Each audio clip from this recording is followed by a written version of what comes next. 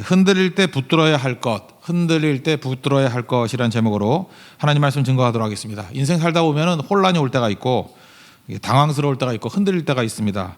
뭐 지금같이 이게 코로나 바이러스가 이렇게 창궐하게 될 때 혼란, 당황, 또 흔들림 이런 걸 경험하게 된다는 것입니다.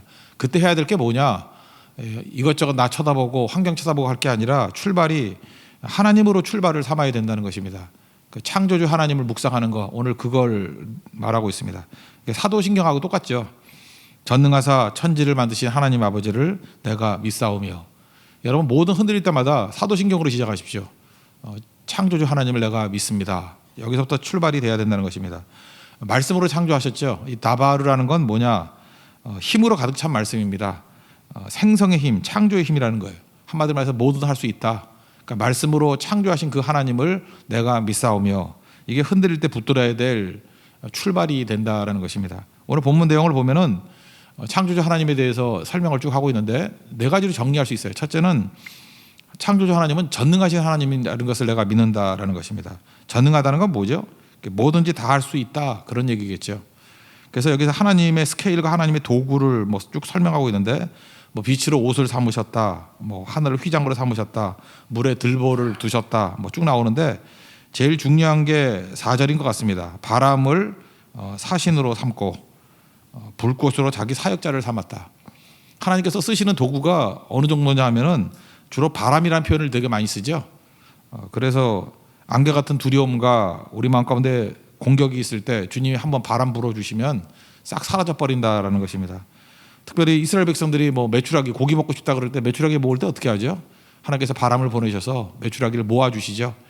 어떤 때 모아주시기도 하고 어떤 때 흩어버리기도 하시고, 그게 바람이라는 거예요. 특별히 오순절에 한번 보십시오. 성령의 새바람이 부니까 죽었던 모든 영혼들이 다 살아나게 되고 하나님의 교회가 세워지게 되는 일들이 벌어지지 않습니까? 그러니까 하나님이 마음만 먹으시면 바람 통해서 일하신다는 거예요. 또 하나는 뭐죠? 이게 사역자들이 많이 붙들어야 될 것 같은데, 불꽃으로 자기 사역자를 삼으셨다. 특별히 그 요한계시록 같은 데 보면 이런 말씀이 나오죠. 불꽃으로 하나님의 사역자를 삼으셨다. 여기서 인용된 거거든요. 하나님께서 하나님의 사역자들을 불꽃같이 사용하셔서 놀라운 일들을 이루신다는 것입니다. 그러므로 우리가 잊지 말아야 될 거예요. 우리가 믿는 하나님은 바람으로도 일하시고 불꽃같이 일하시는 하나님이시기 때문에 못하실 게 하나도 없다. 능치 못하실 점이 없다. 그 하나님 믿고 의지하는 하나님의 종 되기를 바랍니다. 1절부터 4절까지 내용 한번 읽어보겠습니다. 시작. 내 영혼아 여호와를 송축하라. 여호와 나의 하나님이여, 주는 심히 위대하시며 존귀와 권위로 옷 입으셨나이다. 주께서 옷을 입은 같이 빛을 입으시며 하늘을 휘장같이 치시며 물에 자기 누각의 들보를 얹으시며 구름으로 자기 수레를 삼으시고 바람 날개로 다니시며 바람을 자기 사신으로 삼으시고 불꽃으로 자기 사역자를 삼으시며. 한마디로 말해서 하나님은 뭐든지 할 수 있는 하나님이시다. 두 번째는 하나님은 경계를 정해주시는 하나님이라는 것입니다. 그러니까 자기 자리가 있다라는 거예요. 자기 한계가 있다라는 것입니다. 여기 특별히 그런 얘기가 나오죠. 그 흔들리는 땅, 그 지진을 경험했던 사람들은 땅에 기초를 놓으셨다. 이게 마음에 와닿았다라는 거예요. 저도 대만에서 실제로 그 지진을 한번 경험해 봤는데 이렇게 막 흔들리는 게 막 땅이 출렁출렁하더라. 물 위에 있는 것 같이. 그런 거 한 25초 정도 경험하는데 25초가 뭐 한 25분은 되는 것 같이 보이더라고요. 그리고 그 이후에 여진 뭐 이런 거, 일본에서는 약한 거 한번 느껴봤는데 지진 속에 살아가는 사람들이 땅의 기초를 하나님이 놓으셨다. 이게 얼마나 큰 건지를 알게 된다는 거예요. 또 홍수 심판 얘기를 하고 있어요. 바닷물이 땅을 확 덮어버릴 때. 얼마 전까지 우리도 뭐 홍수 나는 거 한번 보지 않았습니까? 물이 무섭죠. 땅이라고 생각하는 것에 하나님이 다 덮어버릴 때 홍수를 심판하시고 또 꾸짖으시니까 물이 또 없어져 버리고. 그리고 제일 중요한 건 뭐냐 하면은 물에 경계를 지으셨다. 9절이거든요. 경계를 지으셨다. 하나님께서는 모든 것을 이렇게 경계를 지어주신 분입니다. 이 경계를 넘는 것들에 대해서 하나님께서 이렇게 징계하시죠. 그러니까 우리에게 다 경계를 주신 거죠. 사울 왕이 왜 혼났죠?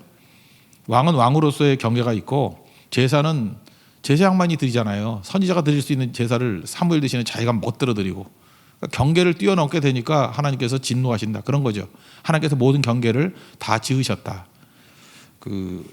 예레미야 5장 22절을 보면 참 재미있는 표현이 나오는데, 하나님께서 물의 경계, 바다의 한계를 정하셨는데 이렇게 나옵니다. 5장 22절에 내가 모래를 두어 바다의 한계를 삼되. 이 모래 되게 약해 보이는 거 아닙니까? 모래 아무것도 아니잖아요. 근데 파도가 거세게 쳐도 이기지 못한다, 그런 얘기를 해요. 하나님이 참 유머라고 생각해요. 바닷물이 엄청나지 않습니까?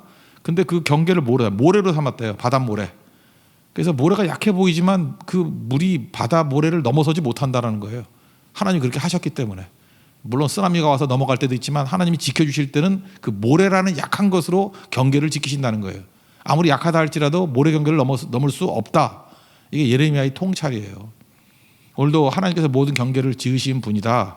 그 하나님을 찬미하고 있습니다. 그래서 경계를 뛰어넘게 되면은 그 다음부터 하나님이 또 개입하셔서 심판이 있다. 뭐 그런 개념이겠죠.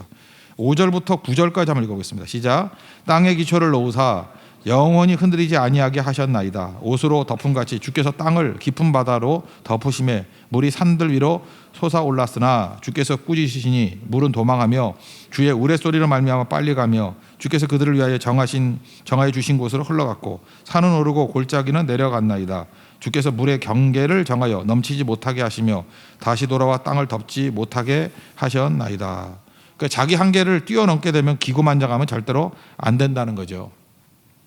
여러분, 이게 경계를 지은다는 거, 경계가 있을 때 평안함이 있는 거 아시죠? 이스라엘 백성들 12지파에게 이렇게 땅을 주셨죠. 그래서 경계, 이 지계를 넘지 말라고, 이렇게 경계선을 넘지 말라고 하나님께 주신 걸 지키라고 그런 말씀을 주셨습니다. 그래서 신년이라는 게 뭐예요?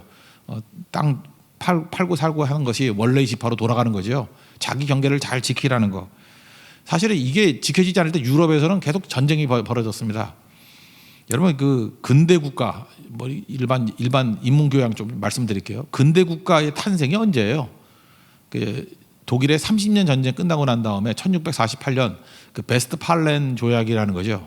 이게 왜 중요하냐면 그 이전까지는요, 그냥 서로 뭐 그냥 종교라는 이름이고 뭐 딴 이름으로 맨날 치고받고 싸웠다고요. 왜냐하면 경계가 힘 있는 자가 차지하면 되는 거였기 때문에. 그러니까 막 전쟁이 그칠 날이 없는 거예요. 그래서 이때부터 어떤 것이 지어졌냐면 근대 국가 개념이죠. 뭐 민족 국가라 말했을 때 근대 국가 개념, 지역 국가죠.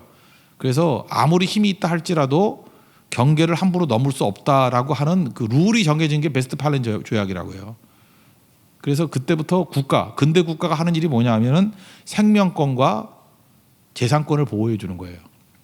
아무리 강력한 힘이 있는 나라 할지라도 어떤 나라를 침공해서 그 백성들의 생명권을 침해하고 재산권을 침해하면은 다른 모든 나라들이 합쳐가지고 그 한 나라를 징계해요.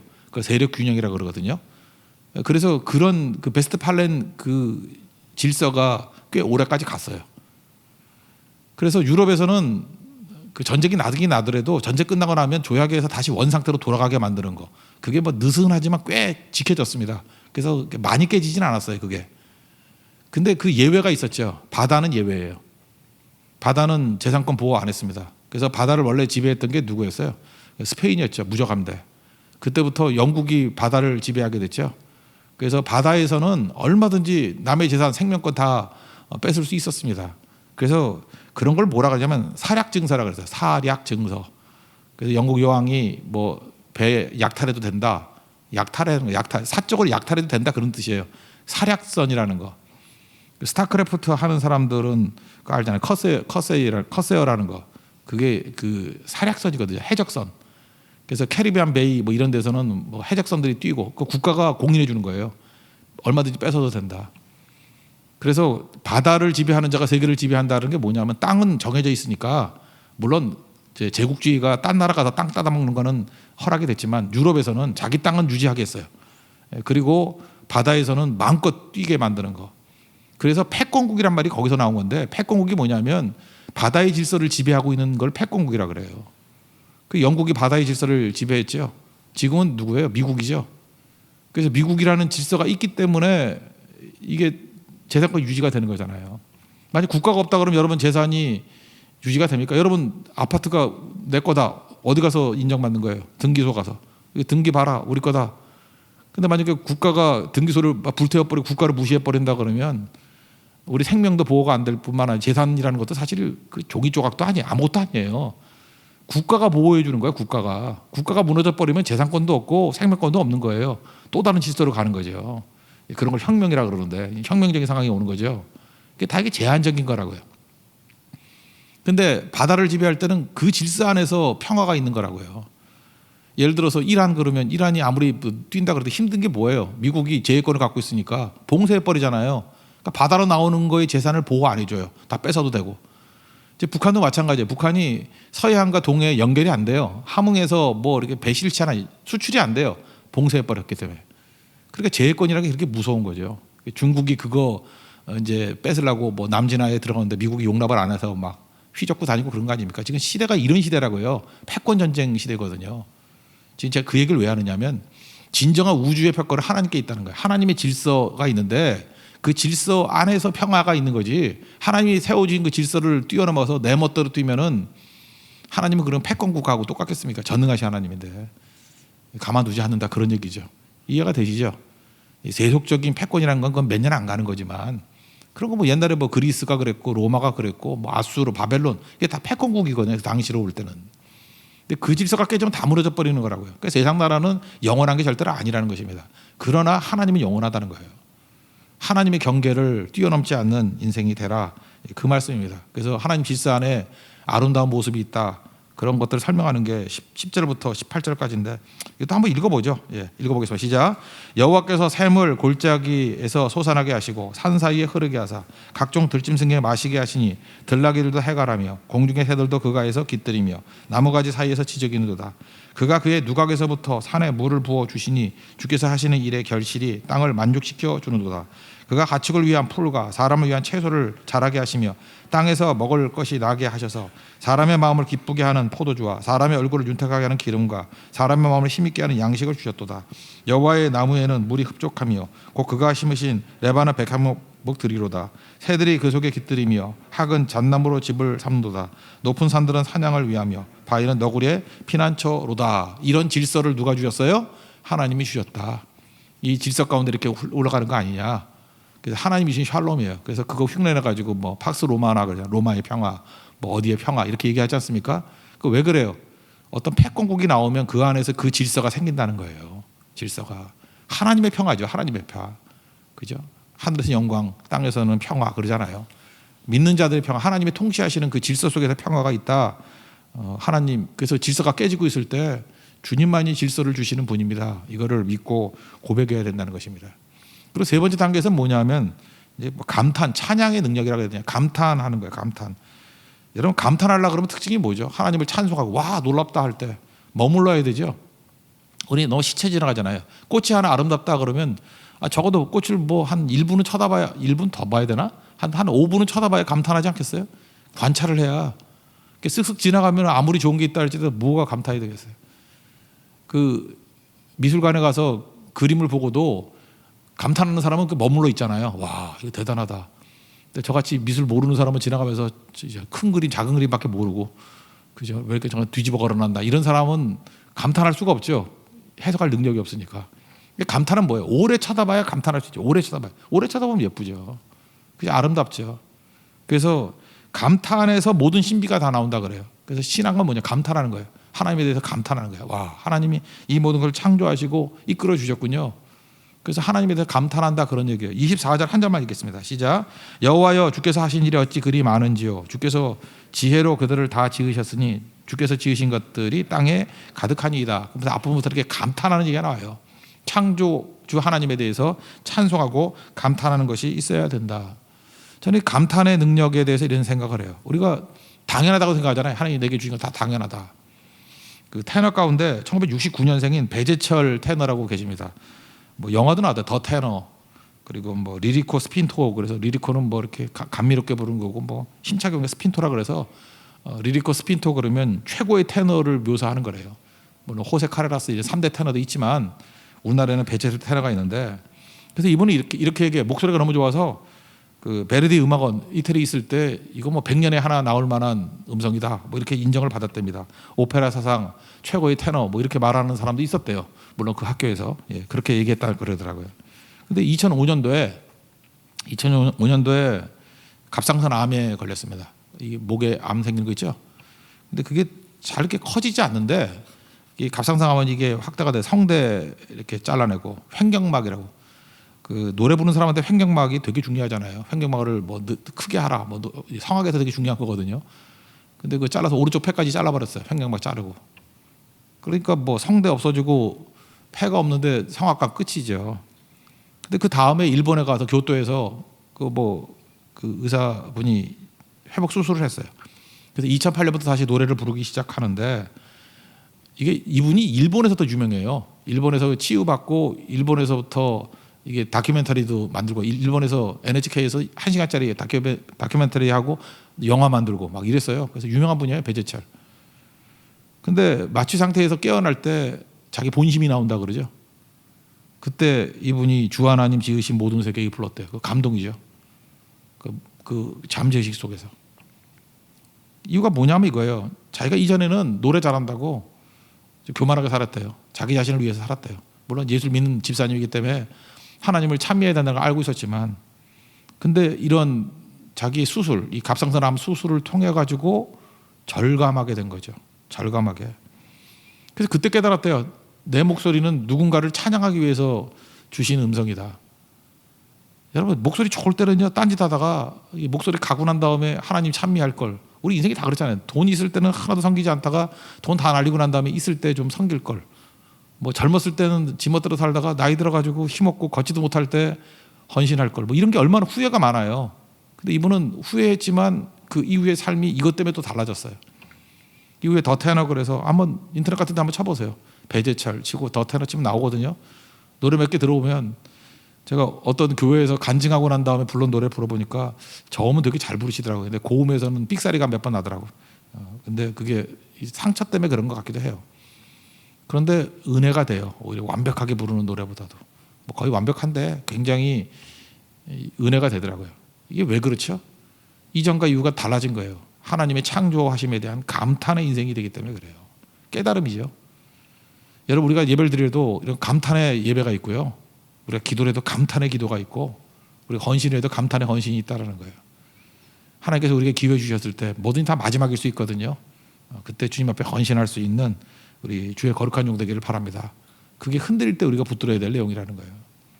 마지막 네 번째는 겸손하라는 거예요. 겸손으로 가득 찬 삶을 살아가라. 여기 핵심은 뭐냐면 우리 호흡, 하나님 생명도 호흡 주셨기 때문에, 호흡이라는 말이 나오고 영이라는 말이 나오는데, 우리 여러분 살아있다는 게 뭐예요? 어떤 사람은 그러더라고요. 들숨과 날숨 사이의 차이, 그 중간이라고. 여러분 그 실제로 사람 죽는 거 많이 못 봤겠지만 드라마에서 맨날 나오잖아. 뭐 뭐 해라 그러고 이게 뭐예요? 들숨이죠. 그리고 날숨 없으면 죽는 거예요. 우리 다 한번 들숨 해보세요. 날숨. 그럼 사는 거예요. 인생은 그거예요. 들숨과 날숨 차이라고. 들이마시죠. 마지막에 들이마시고 내쉬지 못하면 죽음이에요. 근데 들숨과 날숨을 누가 주신다고요? 하나님 주신다고. 그게 루하흐, 생기라 그래. 생기. 코에 생기를 주셨다. 그래서 그 개념이 있기 때문에 그 시편에선 호흡이 있는 자들은 여호와를 찬양하라. 뭐 이런 얘기가 뭐냐 하면은 생명 주셨다는 거예요. 이 육체의 생명을 하나님 주신 거예요. 호흡, 들숨과 날숨. 그러니까 호흡이 있을 때 주님을 찬양하고 호흡이 있을 때 충성해야 된다는 거예요. 호흡이 맨날 있는 거 아니에요. 호흡이 멈추면, 그래서 뭐 죽는다는 게 호흡 멈추는 거 아니에요. 목 졸으면 죽잖아요. 호흡 못하게 하면. 생명이 호흡에 있다고요. 하나님께서 생명을 주신 거예요. 호흡을. 그러니까 겸손하게 살아야죠. 우리가 뭐 잘난 척 해서는 절대로 안 된다는 거죠. 뭐 쭉 있는데 29절 30절만 읽어보겠습니다. 시작. 주께서 낯을 숨기신즉 그들이 떨고 주께서 그들의 호흡을 거두신즉 그들은 죽어 먼지로 돌아가나이다. 주의 영을 보내어 그들을 창조하사 지면을 새롭게 하시나이다.